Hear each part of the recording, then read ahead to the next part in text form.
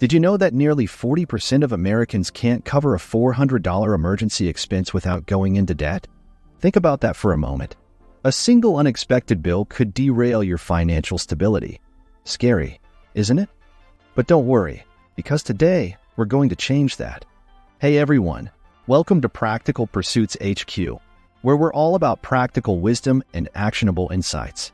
I'm your host, and if you're keen on self-improvement, financial education, and life hacks that actually make a difference, you're in the right place. In today's episode, we're diving deep into a subject that's crucial yet often neglected: creating a bulletproof financial plan. We'll walk you through 7 concrete steps that will set you up for financial freedom, from mastering self-assessment to investing for your future. So grab a notepad because you'll want to remember this. Let's dive into step 1, self-assessment. Understanding your current financial situation is like looking at a roadmap before you start a journey. You wouldn't set out on a cross-country drive without knowing your starting point, would you?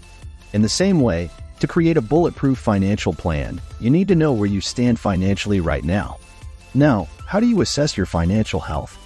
There are 4 key metrics that give you a comprehensive picture. First, your income. Know what's coming in every month from all your revenue streams. Second, your expenses. Track everything you spend money on, from rent to that morning coffee. Third, your debt. Yes, those loans and credit card balances you'd rather not think about. And fourth, your assets, which include everything you own that has value, like property, stocks, or even valuable collectibles. At this point, you might be asking, how do I keep track of all these metrics? Well, there are fantastic tools and apps designed to help you do just that. Apps like Mint, YNAB, or Personal Capital can consolidate all this information in one place, giving you a real-time snapshot of your finances. Trust me, the more you know, the better decisions you'll make. So, before moving on to setting financial goals or creating a budget, take some time to get intimate with your numbers. It might be a reality check, but it's the first step to securing your financial future. Moving on to step 2, setting financial goals. Once you've assessed where you are financially, the next logical question is, where do you want to go? Setting financial goals is like using a GPS. It helps you navigate towards your desired financial future. But not all goals are created equal. They're generally categorized into 2 types: short-term and long-term. Short-term goals are the ones you aim to achieve within the next year or so. Think of saving for a vacation or paying off a small loan.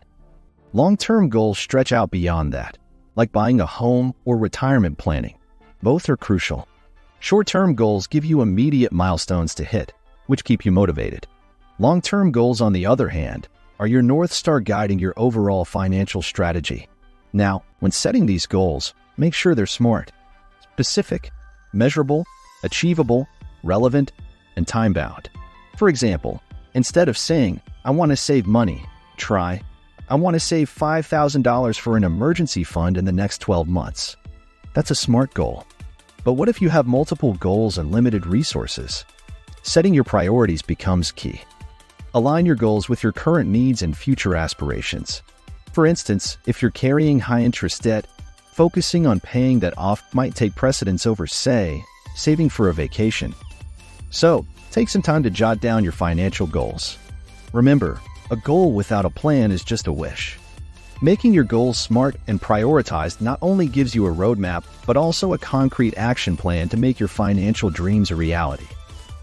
Let's roll into step 3, create a budget. Now, you might be wondering, why do I need a budget? Well, think of a budget as the engine that powers your financial vehicle. It helps you allocate your resources efficiently so that you can reach your goals faster. Without a budget, you're essentially driving blind, and that's a risk you don't want to take. Now, there are various ways to budget, and the best method for you depends on your personal preferences and financial situation. You might have heard of zero-based budgeting, where every dollar you earn has a specific job, leaving you with $0 unallocated at the end of the month. Then there's the 50-30-20 rule: 50% for needs, 30% for wants, and 20% for savings and debt repayment.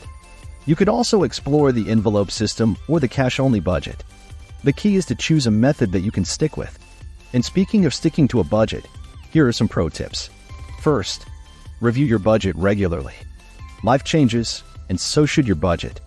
Second, use technology to your advantage. Budgeting apps can send you alerts when you're nearing your spending limits. And third, make room for some fun. A budget shouldn't feel like a financial straitjacket. Allocating a small percentage for treats or leisure activities can make the whole process more enjoyable and sustainable. So there you have it. Budgeting is not just counting pennies. It's about making your money work for you. Take the time to create one that fits your needs, and you'll be well on your way to financial freedom. On to step 4. Build an emergency fund. Imagine you suddenly lost your job or had to deal with an unexpected medical expense. What would you do? An emergency fund acts as your financial safety net for situations like these. It's not just a nice to have, it's a must-have. Consider it your personal insurance policy against life's curveballs. So, how much should be in your emergency fund? A good rule of thumb is to have enough to cover 3 to 6 months' worth of living expenses. And where should you keep it? Opt for a high-yield savings account. You want this money to be easily accessible, but not so accessible that you're tempted to dip into it for non-emergencies. Now, the big question: how do you build this fund quickly? First, automate your savings. Set up a direct transfer from your checking to your emergency fund account every month. Second, consider using windfalls wisely. Instead of splurging that tax refund or work bonus, funnel it into your emergency fund. And third, cut back on non-essential expenses. Maybe swap that daily latte for home-brewed coffee or downgrade your cable package. Small sacrifices can add up quickly. So, don't wait for an emergency to realize the importance of having a financial cushion. Start building your emergency fund today and give yourself the peace of mind you deserve. If you're finding these steps helpful and want to secure your financial future, go ahead and hit that thumbs up button. Your support helps us create more content to guide you towards financial freedom. Don't miss out. Stepping into step 5, debt repayment. Debt is often seen as a financial villain, but did you know there's both good and bad debt? Good debt can be an investment that will generate long-term income or value, like a mortgage or student loans. Bad debt, on the other hand, comes from things that quickly lose their value and don't generate long-term income. Think credit card debt from a shopping spree. Now, to tackle debt, there are several strategies you can employ. The snowball method focuses on paying off the smallest debt first to gain momentum. It's like knocking down a row of dominoes. Start small, and soon you'll topple bigger debts with ease. Alternatively, there's the avalanche method, which targets the debt with the highest interest rate first. This can save you more money in the long run, but might require more discipline. But let's not forget the psychological aspect. Being in debt can feel like carrying a heavy weight on your shoulders. Paying it off isn't just good for your wallet. It's a mental and emotional relief. Imagine the freedom and peace of mind that comes with being debt-free. It's an emotional weight lifted, giving you the freedom to focus on building your future rather than paying for your past. Now, let's venture into step 6. Invest for the future. So, you've got your budget in place, your emergency fund is growing, and you're chipping away at your debt. What's next? Investing. Why invest? Because it's the key to long-term financial health. Investing is how you make your money work for you, not just today, but decades down the line. When it comes to investment avenues, you've got options. Stocks offer the potential for high returns but come with higher risk. Bonds are more stable but generally offer lower returns. Mutual funds give you a mix of both, managed by professionals. There's also real estate, commodities, and even cryptocurrency. The point is to diversify, so you're not putting all your eggs in one basket. But before you dive in, assess your risk tolerance. Are you a risk taker, or does the thought of losing money keep you up at night?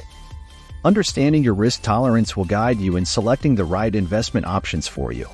Various online tools and quizzes can help you gauge this, or consider consulting a financial advisor for a more personalized assessment. So, don't let your money sit idle. Investing is the long game for financial freedom. The sooner you start, the more you stand to gain.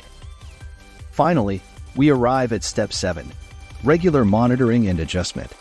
Creating a financial plan is not a one-and-done deal. It's an ongoing process. Think of it like maintaining a car.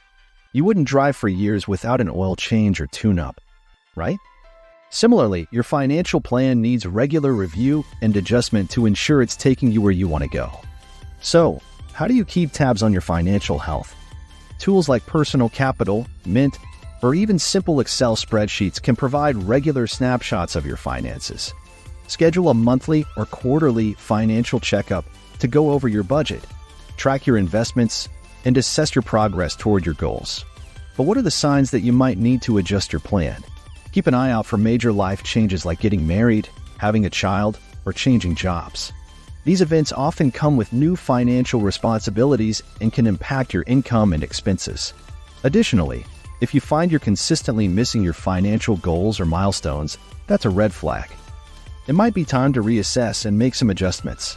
In summary, your financial plan is a living document. Life is unpredictable, and your plan needs the flexibility to adapt.